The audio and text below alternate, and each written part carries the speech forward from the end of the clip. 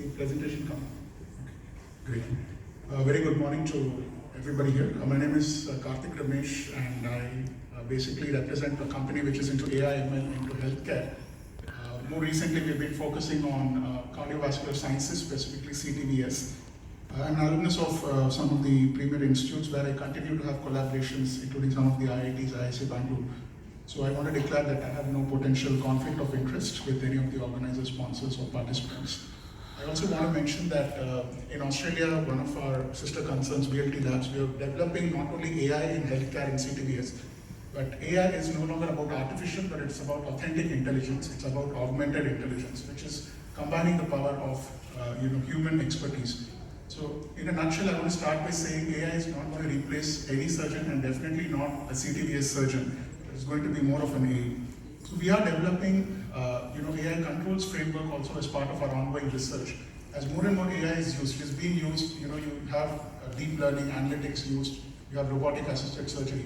But how do you ensure AI is authentic and augmented with ethics? So that is the focus of some of the research which we are doing in Australia through our company, which is Boundaryless Thinking. So this session is going to focus on the why of AI and why do we need human intelligence still to kind of supersede and to supplement the use of artificial intelligence. What is ethical and unbiased, accurate AI? So AI is also for accuracy, not just augmented and authentic.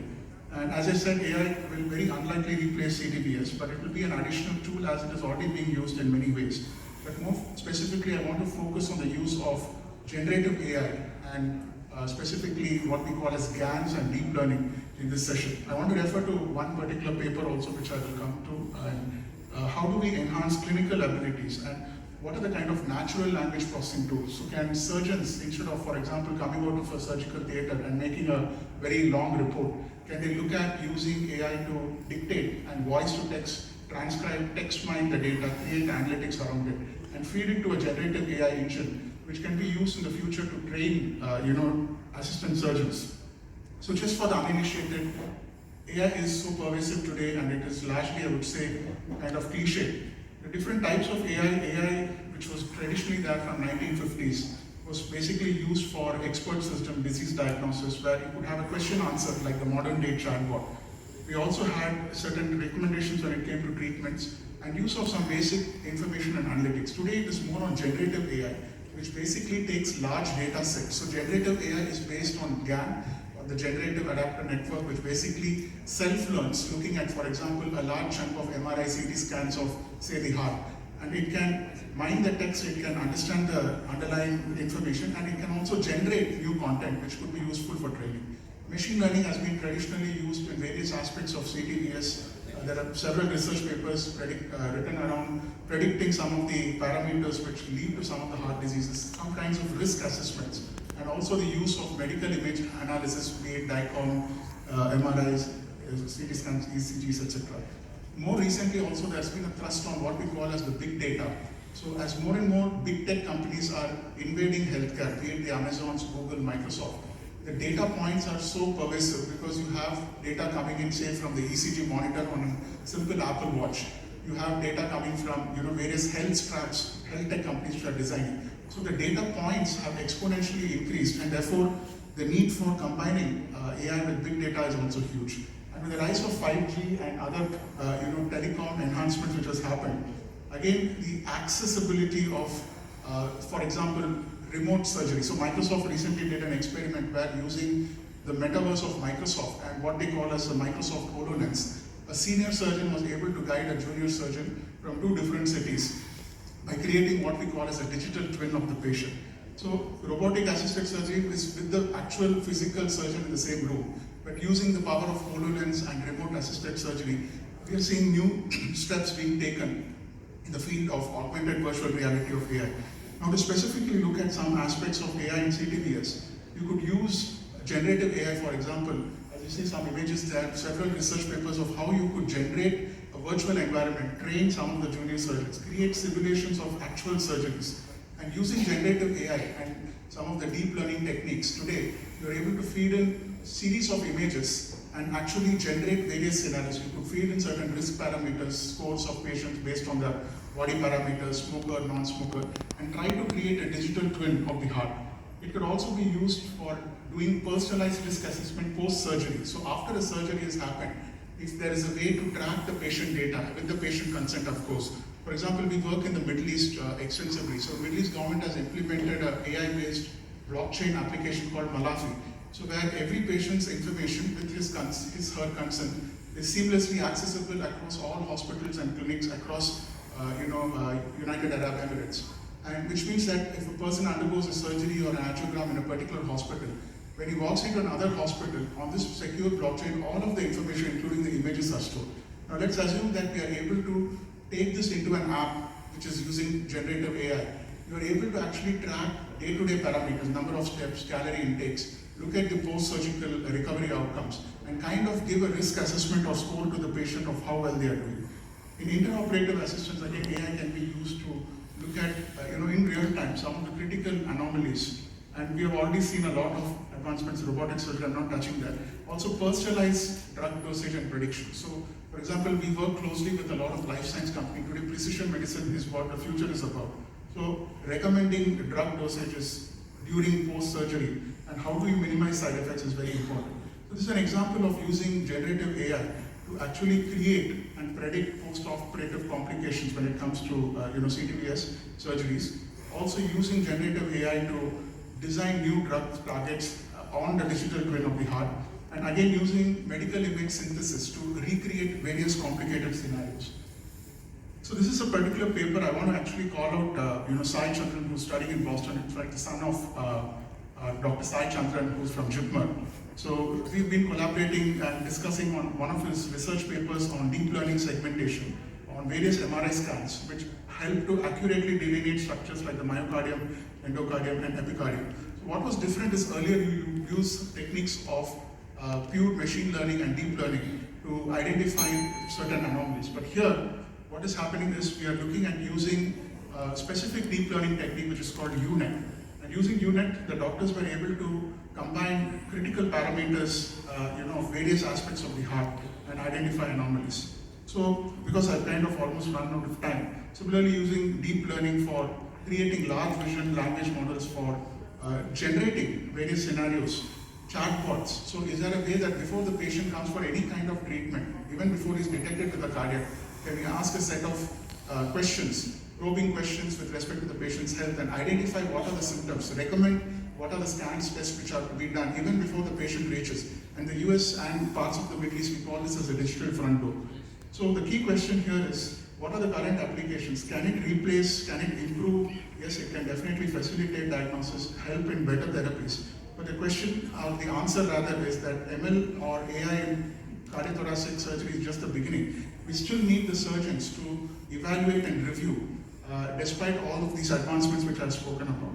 So I would lastly like to just say that beyond all of the pre-surgery, surgical, and post-surgery operations, monitoring of all of that using AI and ML, we could continue to use wearable devices to real-time, as I said, create digital twins of the patient and the heart.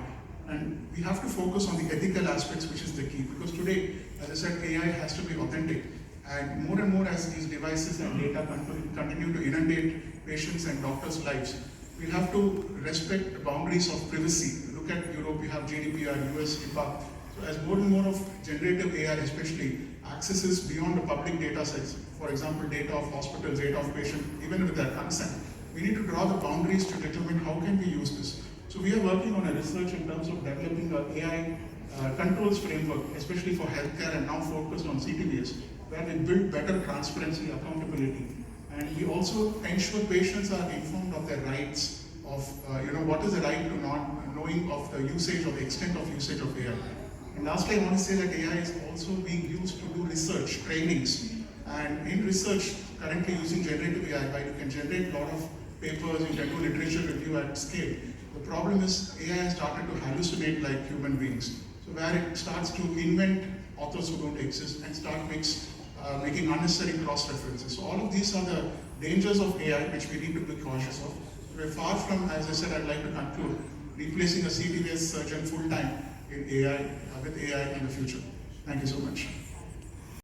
Claiming that they are doing AI and everything. And when we go a little bit closer to it, it's mostly machine learning which is being touted as AI.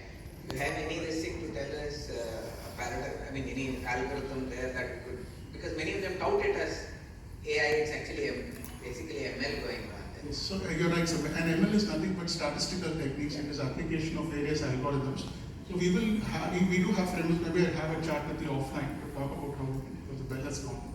Definitely yes. We do have such filters and framework, and that is what VLT Labs and we are working on, ensuring the ethical aspect is not just about inherent biases, but are the right models being used. Are companies just advertising about this and not doing real stuff? This is the question.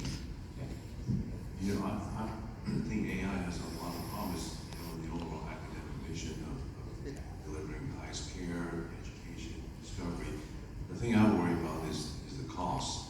And certainly I appreciate that in India, the resources are limited, as I've learned from many of my colleagues, but even in the post-pandemic environment of the United States, major centers are struggling, with how to handle costs and the financial turmoil that still occurs in delivering care and all these other things. So do you have any thoughts on that? I completely agree, and especially generative AI is using a lot of natural resources, increased computing power, data centers. So it is also a sustainability challenge which needs to be addressed along with rising costs. So unless we find more efficient, and that's why I just want to add one line, quantum computing is the future, where with less resources, AI can become more powerful.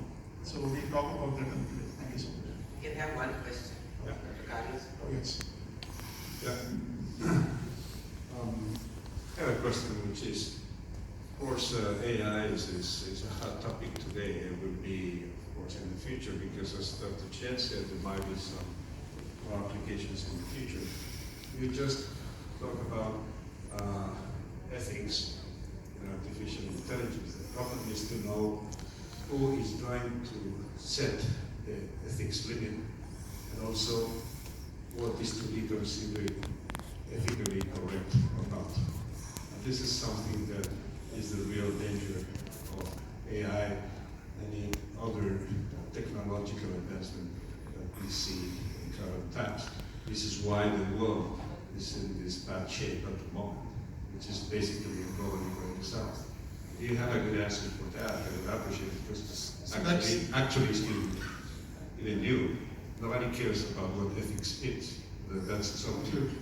I completely agree. Quick answer to that is, so BLT Labs, which I spoke about in Australia, we've come up with an AI policy framework specifically focused on healthcare, which is being launched next week. I think it needs a localized and a global approach. So local forums, local governments need to work with subject matter experts. For example, say you're a very well-known surgeon. So we need to get inputs from a particular domain industry. What are the ethical boundaries, considerations? Yeah, that's a problem, because the problem is that who sets the ethics is basically a bunch of crooks everywhere in the world.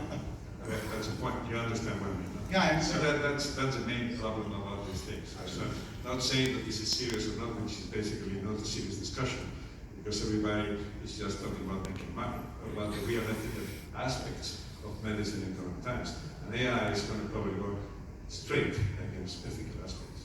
Absolutely. That's it. And just one footnote to that is MIT in the US has started this experiment called the model machine, where they are getting inputs from various people across the world of what, for example, out of control AI could do to damage life, and what would you as that AI do in that situation. So this is the famous shopping trolley problem, where a trolley goes out of control. Similarly, what MIT has done in the US is created an experiment where a driverless car. And that's fine, but you need to understand that out of the US, nobody cares about the US. Yeah, no, but the experiment is across the globe. So Japanese would have a different view to that situation. Indians would have a different. Chinese would have. I understand. And consolidate millions of views. I understand, but in essence, whether you like it or not, you have not given me a right answer. Nobody will do it.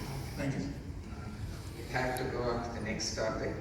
Mechanical circulatory support in cardiogenic shock by Dr. Siddharth Saran.